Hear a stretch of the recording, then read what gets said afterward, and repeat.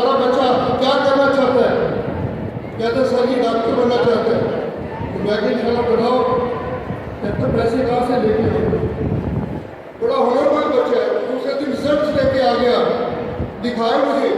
شرم آئی مجھے کہ میرے اس ملک میں ایک ہونہار بچے کے لیے شاید تعلیم آگے جاری رکھنے کے لیے صرف پیسہ پیسہ اور پیسہ چاہیے. کیا ہم نے ایسے مواقع پیدا کیے ہیں کہ وہ بچہ جو تعلیم حاصل کرنا چاہتا ہے, ڈاکٹر بن کے اس ملک کی خدمت کرنا چاہتا ہے, اس کو بلا سفارش کے, بلا پیسے کے ایسا ایک تعلیمی نظام میسر ہو جہاں جا کے وہ تعلیم حاصل کر سکے؟ اگر نہیں کیا مجھے یہ بتائیے کہ اس کی ڈیوٹی فنڈامنٹل رائٹس کی انفورسمنٹ, فنڈ رائٹس کی امپلیمنٹیشن, ایکسیکیوشن کس کی ڈیوٹی تھی؟ کیا آپ کو پوری کی گئی؟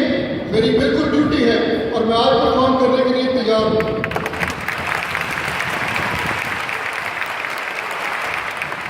میری مدد کیجیے اور اگر اس کام میں میں فیل ہو جاؤں تو میں اپنے آپ کو ساری زندگی معاف نہیں کر پاؤں.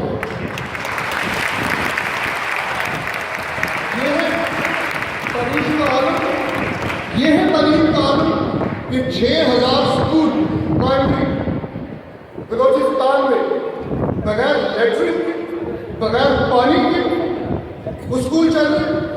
بچیاں ہماری جا کے میں نے پوچھا کہ کہاں حاجت کے لیے کہاں جاتی ہیں, تو کہا جو پیچھے فصلوں میں چلی جاتی ہے حاجت کے لیے, پانی پینے کے لیے میسر نہیں ہے وہاں پہ. پنجاب میں اسی طرح کی صورتحال ہے. ایک کل کیا میں نے پوچھا ہے, وہاں بھی بتایا گیا کہ بہت سارے اسکول ہیں جن کے لیے ابھی پانی اور چار دیواری نہیں ہو سکی. سر کون دے گا یہ کہاں ہمارا ٹیکس کا پیسہ, یہ کہاں خرچ ہوتا ہے؟ تعلیم پہ اگر خرچ نہیں ہوگا تو کون سیاسی عمرہ.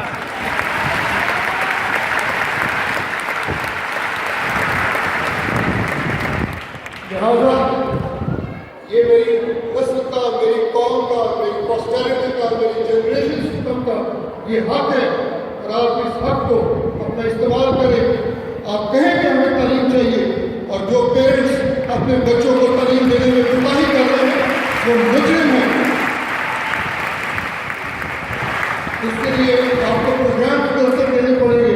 آپ لوگوں کو میر صاحب بہت ماشاءاللہ پروگرام آپ بتاتے ہیں, غنی صاحب آپ کرتے ہیں, یا شاید صاحب آپ بھی ان بچوں کے لیے پروگرام کیجیے, ان کو کانشیس کیجیے, ان کے پیرنٹس کو کانشیس کیجیے کہ یہ تعلیم کتنی ضروری ہے اس قوم کی بقا کے لیے, اس قوم کی, اس ملک کی ڈیولپمنٹ کے لیے. دوسری بات,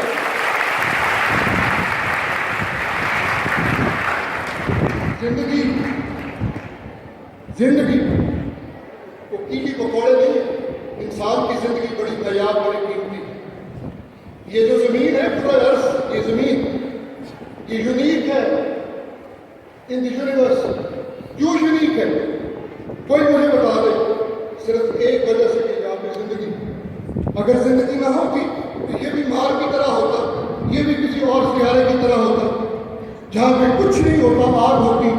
لیکن اللہ تعالیٰ نے اس سب سے بڑی گفٹ جو مین کائنڈ کو بسٹو کی ہے وہ زندگی. کیا یہ زندگی قصبہ کرسی کے لیے, یہ بیچارگی گزارنے کے لیے, یہ مار کھانے کے لیے, یہ قید و بند کی صورتیں ناجائز برداشت کرنے کے لیے, یہ منہ بندی جو کہا تھا ایک شعر کہ یار میرے منہ پہ یہ کیا ہے, زخم کی صورت میں یہ کہا ہے, اس زخم کو بھر گیا مجھے کھول دے. یہ بولنے کے لیے ہے, اپنے رائٹس کے لیے بولنے کے لیے, اور جب وہ بولنے کی کوشش کرتا ہے تو اس کو بولنے کے لیے. اور یہ زندگی اتنی امپورٹنٹ ہے اور یہ جڑی ہوئی ہے ہیلتھ کے ساتھ ساتھ ہیلتھ کے ساتھ. میں جن ہاسپٹل پہ گیا ہوں ان ہاسپٹلس میں ایم آر آئی مشین نہیں. میں جہاں گیا ہوں 2 جگہ پہ سی سی یو نہیں ہے. کہیں پہ آپ کو الٹرا ساؤنڈ, یعنی ہمارے جو پختونخوا کی مستورات میں بڑبڑتا بیٹیاں, یہ بھی بڑبڑتا ہے, ان کو بھی شاید یہ اچھا نہ لگے.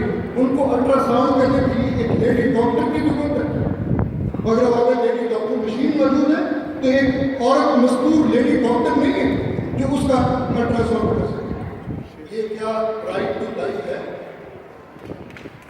13,000 دوائیاں جو ہسپتال میں مفت تقسیم کی جانی چاہیے, 1300 دوائیاں, اور اس کے لیے ٹیسٹنگ لیبارٹری ہمارے یہاں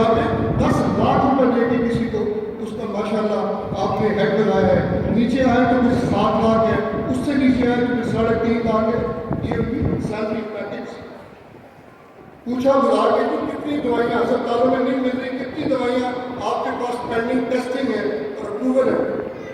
بتایا کہ جی 1300. کب سے کہ وہ کچھ وقت گزر گیا, پھر آپ کی وجہ سے یہ دوائیاں اسپتال میں نہیں میں مفت مل رہی ہے کہ جی وہ اسی طرح کی بات ہے. میں نے 3 ہفتے دیے کہ دوائیوں کو ماشاء اللہ ٹھیک کر کے لے آئے. کل میرے پاس رپورٹ آ گئی ہے 1300 میں سے 1170 دوائیاں جو ہے وہ ٹیسٹ ہو گئی کچھ کے لیے پھر ماننے میں. اور باقی یہ وعدہ کیا گیا ہے کہ جو دوائی اس لیبارٹری میں آئے گی وہ 30 دن کے اندر اس کی ایویلویشن کر دی ہے. سر میں نے فنڈامنٹل رائٹ کا کام نہیں کیا, وہ غلط کام کرنا. یہ ہے وہ فنڈامنٹل رائٹ جس کی ڈیوٹی, جس کی آبلیگیشن, ذمہ داری